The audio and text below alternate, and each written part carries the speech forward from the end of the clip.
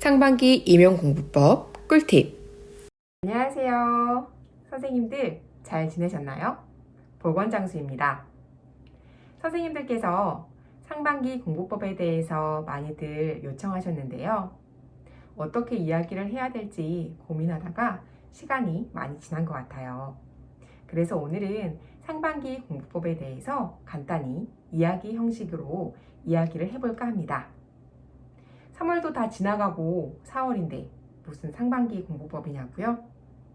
4월부터 시작해도 늦지 않습니다. 자, 그럼 같이 이야기해 볼까요? 그럼 상반기 공부법에 대해서 이야기해 볼게요. 저는 카테고리를 5개로 나누어서 이야기해 볼까 합니다.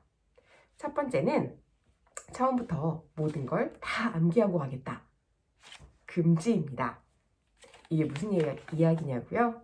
선생님들 공부하실 때 오늘 공부할 분량을 정해놓고 오늘은 여기까지 공부할 거니 오늘 공부한 건 다 암기해야지 라는 각오로 임하시나요? 네, 각오는 좋은데요. 처음부터 모든 걸 다 암기하고 가겠다는 마음은 잠시 내려놓으시길 바라겠습니다. 이유는 처음부터 다 암기할 수 없어요, 선생님.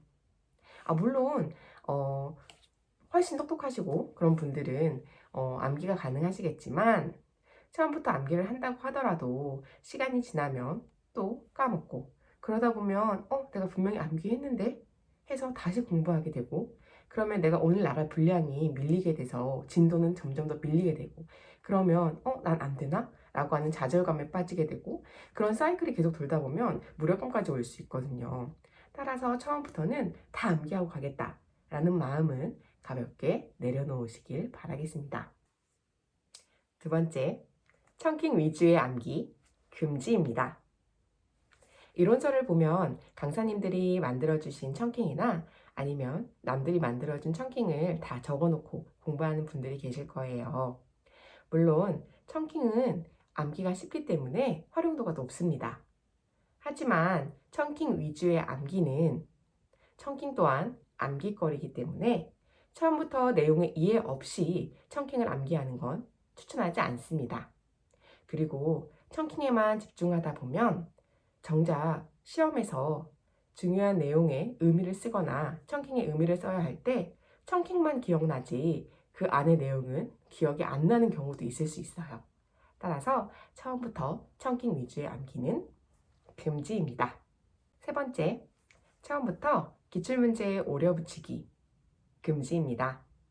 이건 사람 바이 사람인데요. 처음부터 이론서에 대한 이해 없이 기출문제를 잘라서 오려 붙이는 경우가 있을 수 있어요. 저는 처음부터 기출문제 오려 붙이기는 금지입니다. 이유는 이론서가 매우 지저분해질 수도 있고요. 기출문제를 오리고 붙이는 동안 시간의 효율성이 너무 떨어지기 때문입니다. 그럼 어떻게 하냐고요? 처음에 공부하실 때 공부할 부분과 관련된 이론서 옆에 기출문제집을 두세요. 그리고 공부하기 전후로 기출문제가 어떤 게 출제되었는지 한번 훑어보시는 걸 추천드립니다. 왜냐하면 회독이 거듭될수록 기출문제를 보는 선생님들의 시야도 달라질 수 있고 기출문제가 확장돼서 보이기 때문입니다. 따라서 처음부터 오려 붙이고 하는 거는 너무 시간의 효율성과 지저분해질 수 있으니 추천드리지 않습니다.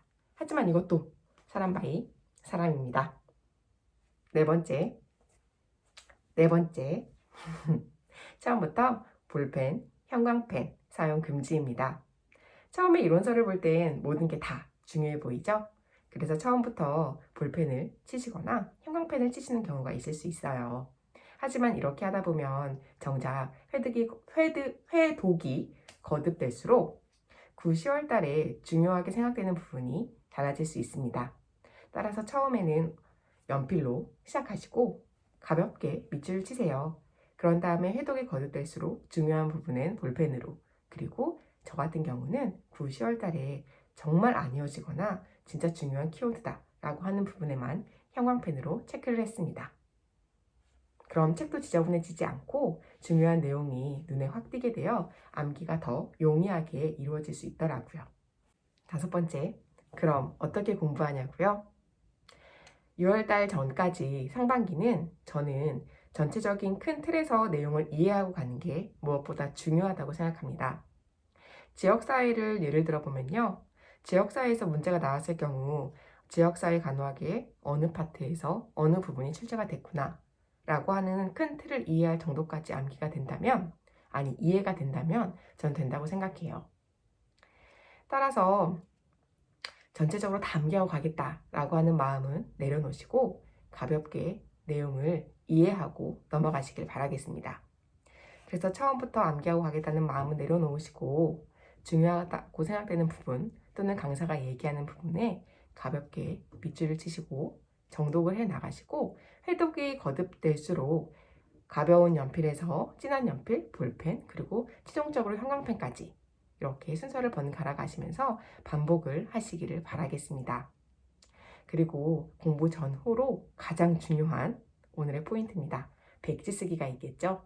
백지 쓰기를 꼭 하셔서 선생님들이 암기가 덜 된 부분 그리고 이해가 덜 된 부분을 체킹하시길 바랄게요. 여러 번 얘기하는 것보다 보여드리는 게 나을 것 같아서 제가 공부했던 책 부분을 잠시 보여드릴게요. 그리고 백지 쓰는 방법 또한 가볍게 PPT로 해서 안내해 드릴게요. 이건 제가 공부했던, 보이시나요? 지역사회 간호학 내용인데요. 처음에 이렇게 연필로 다 적고요. 그런 다음에 저는 맨 마지막에 9시월이 돼서야 형광펜을 사용했던 것 같습니다. 그리고 지금까지 이야기한 부분은 초시 선생님들에 관해서 해당이 될 것 같아요. 만약에 제시나 아니면은 여러 번 공부하시는 선생님들 같은 경우는 9, 10월달 공부법에 대해서 제가 예전에 올려놨던 부분이 있어요. 그 부분을 상반기부터 적용하셔도 저는 나쁘지 않을 거라고 생각됩니다. 그럼 백지 쓰기 방법에 대해서 시작할게요. 지역사회 간호학이죠? 그럼 지역사회하고 이거는 간호학으로 구성되어 있으니까 지역사회는 뭐지? 라고 백지 쓸 때 생각을 해보세요. 그럼 그게 정의가 되겠죠? 그래서 지역사회를 이루는 정의인 키워드, 지리적 경계, 공동의 가치와 관심, 그리고 사회적 상호작용. 이것들을 해서 뭐 하는데? 교범, 가치를 창출하는 곳이 지역사회구나 라고 해서 키워드를 적으시고요. 그러면 이게 유형이 있을 거 아니야? 그럼 어떤 유형이 있는데? 해서 구조, 기능, 감정적 지역사회라고 해서 구조적 기능자의 특징, 정의를 쓰시면 됩니다. 그리고 그거에 대한 다른 예는 어떤 것이 있는지 등등으로 백지를 쓰실 때 이렇게 이야기 흐름식으로 쓰시면 이해가 더 잘 될 것 같아요. 그리고 기능적 지역사회, 감정적 지역사회는 감각, 감정 중심으로 이루어진 지역사회. 그럼 얘네들이 뭐 하는데 모여서 라고 해서 지역사회의 기능에 대해서 생각해 보시고, 그러면은 이런 지역사회가에서 기능이 있고 뭐 하려고 해서 목표에 대해서 생각해 보시면 돼요. 그럼 목표는 적정기능 수준 향상이다 라고 하면 적정기능 수준 향상이 뭔데? 라고 해서 그 정의에 대해서 또 세분하게 이렇게 암기하신 거를 보시고, 그러면 이 지역사회를 하는 지역사회 간호학은 무엇인데? 라고 해서 지역사회를 간호하는 게 되겠죠.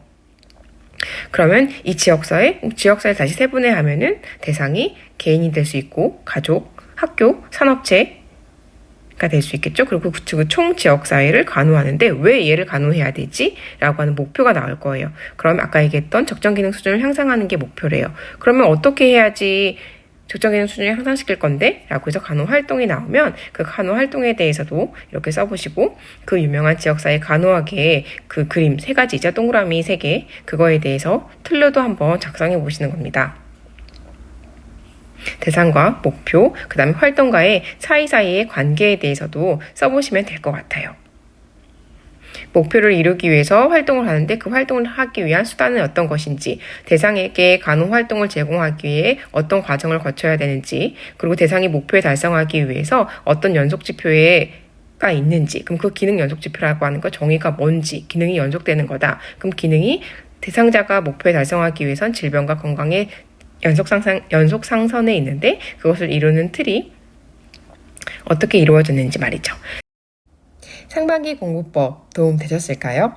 다음 편엔 슬럼프 극복법으로 찾아올게요. 그럼 안녕!